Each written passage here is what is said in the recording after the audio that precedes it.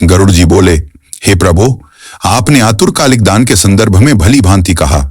अब म्रियमाण मरणासन्न व्यक्ति के लिए जो कुछ करना चाहिए उसे बताइए। तो श्री भगवान ने कहा, हे तार्क्ष, जिस विधान से मनुष्य मरने पर सद्गति प्राप्त करते हैं, शरीर त्याग करने की उस विधि को मैं कहता हूं। सुनो उति कर्म के संबंध से।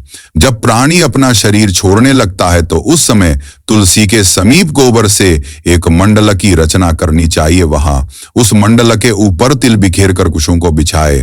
तदनंतर उनके ऊपर श्वेत वस्त्र के आसन पर शालग्राम शिला को स्थापित करे। उति जहां पाप दोष और भय को हरण करने वाली शालग्राम शिला विद्यमान है, उसके सन्निधान में मरने से प्राणी की मुक्ति सुनिश्चित है।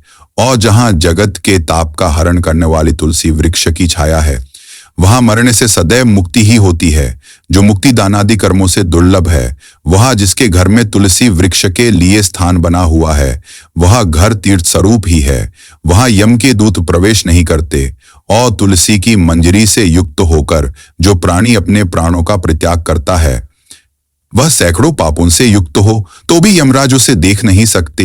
इस तुलसी के दल को मुख में रखकर तिल और कुश के आसन पर मरने वाला व्यक्ति पुत्रहीन हो तो भी निसंदेह विष्णुपुर को जाता है। तीनों प्रकार काले, सफेद और भूरे के तिल, कुश और तुलसी, ये सब म्रियमाण प्राणी को दुर्गति से बचा लेते हैं। यथ मेरे पसीने से तिल पैदा हुए हैं, अतः वे पवित्र हैं। असुर, दानव और दैत्य तिल को देखकर भाग जाते हैं। हे तार्क्ष, मेरे रोम से पैदा हुए दर्भ, कुश मेरी विभूति हैं, इसलिए उनके स्पर्श से ही मनुष्य को स्वर्ग की प्राप्ति होती है। इत कुश के मूल में ब्रह्मा, कुश के मध्य में जनार्दन और कुश के अग्रभाग में शंकर, इस प्रकार तीनों देवता कुश में स्थित रहते हैं। इसलिए कुश, अग्नि मंत्र, तुलसी, ब्राह्मण और गौ ये बार बार उपयोग किए जाने पर भी निर्माल्य नहीं होते। इतके मुख से उच्चरित मंत्र, नीच संबंधी गौ और तुलसी तथा चिता की आग, ये सब निर्माल्य अर्थात अपवित्र, अतएव अग्राह्य होते हैं।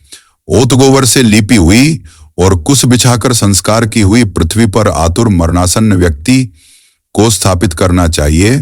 अंतरिक्ष का परिहार करना चाहिए, अर्थात चौकी आदि पर नहीं रखना चाहिए। ओत ब्रह्मा, विष्णु, रुद्र तथा अन्य सभी देवता और हुताशन, अग्निय, ये सभी मंडल पर विराजमान रहते हैं, इसलिए मंडल की रचना करनी चाहिए। ओत जो भूमि ले पर हित होती है, अर्थात मलमूत्र आदि से रहित होती है, वो सर्वत्र पवित्र होती है।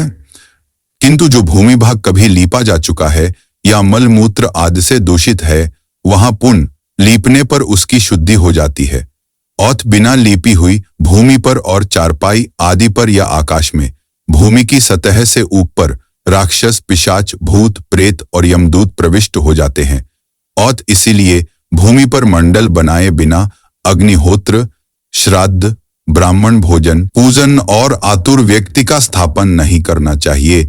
और इसलिए लीपी हुई भूमि पर आतुर व्यक्ति को लिटाकर उसके मुख में स्वर्ण और रत्न का प्रक्षेप करके शालग्राम स्वरूपी भगवान विष्णु का पादोदक देना चाहिए।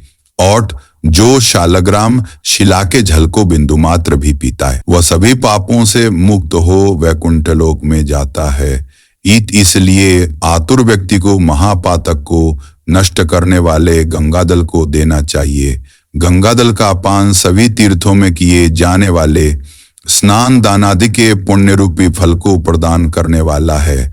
ईत जो शरीर को शुद्ध करने वाले चांद्रायण व्रत को 1000 बार करता है, और जो एक बार गंगादल का पान करता है, वे दोनों समान फल वाले हैं। ईत हे तार्क्ष, अग्नि के संबंध से जैसे रुई की राशि नष्ट हो जाती है, उसी प्रकार गंगा जल से पातक भस्मसात हो जाते हैं। और जो सूर्य की किरणों से संतप्त गंगा के जल का पान करता है, वह सभी योनियों से छूटकर हरि के धाम को प्राप्त होता है।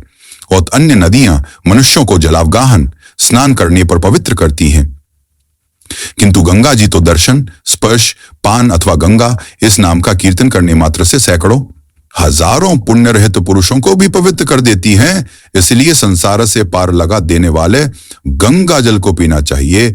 और जो व्यक्ति प्राणों के कंठगत होने पर गंगा गंगा ऐसा कहता है, वह विष्णु लोक को प्राप्त होता है और पुनः भूलोक में जन्म नहीं लेता। और प्राणों तक क्रमण, प्राणों के निकलने के समय जो पुरुष श्रद्धा युक्त होकर मन से गंगा का चिंतन करता है वह भी परम गति को प्राप्त होता है।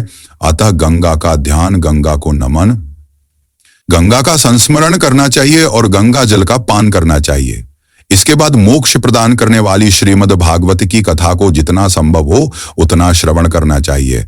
औत जो व्यक्ति अंत समय में श्रीमद् भागवत के एक श्लोक, आधे श्लोक अथवा एक पाद का भी पाठ करता है वह ब्रह्मलोक को प्राप्त होकर पुनः संसार में कभी नहीं आता। ब्राह्मण, क्षत्रिय और वैश्य को मरण काल में वेद और उपनिषदों का पाठ तथा शिव और विष्णु की स्तुति से मुक्ति प्राप्त होती है। आरा, हे खग, प्राण त्याग के समय मनुष्य को अनशन व्रत, जल और अन्न का त्याग करना चाहिए और यदि वह विरक्त द्विजन्मा हो तो उसे आत्मसन्यास लेना चाहिए। प्राणों के कंठ में आने पर जो प्राणी मैंने संन्यास ले लिया है ऐसा कहता है वह मरने पर विष्णु लोक को प्राप्त होता है, पुनः पृथ्वी पर उसका जन्म नहीं होता। इस प्रकार हे खग, जिस धार्मिक पुरुष के आतुरकालिक पूर्वोक्त कार्य संपादित किए जाते हैं उसके प्राण ऊपर के छिद्रों से सुखपूर्वक निकलते हैं। मुख, दोनों नेत्र, दोनों नासिकारंध्र तथा दोनों कान, ये 7 ऊपर के द्वार छिद्र हैं। इनमें से किसी द्वार से सुकृति पुण्यात्मा के प्राण निकलते हैं और योगियों के प्राण तालुरंध्र से निकलते हैं और योगियों के प्राण तालुरंध्र से निकलते हैं। अपान से मिले हुए प्राण जब पृथक हो जाते हैं तब प्राणवायु सूक्ष्म होकर शरीर से निकलता है।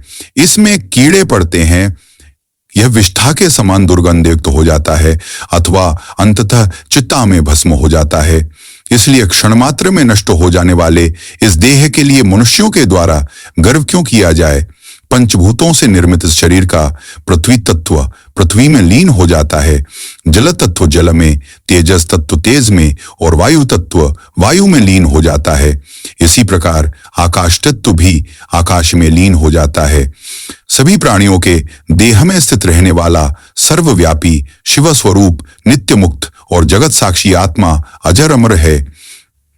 सभी इंद्रियों से युक्त और शब्द आदि विषयों से युक्त मृत व्यक्ति के देह से निकले जीव कर्म कोश से समन्वित तथा काम और राग आदि के सहित पुण्य की वासना से युक्त होकर अपने कर्मों के द्वारा निर्मित नवीन शरीर में उसी प्रकार प्रवेश करता है जैसे घर के जल जाने पर गृहस्थ दूसरे नवीन घर में प्रवेश करता है।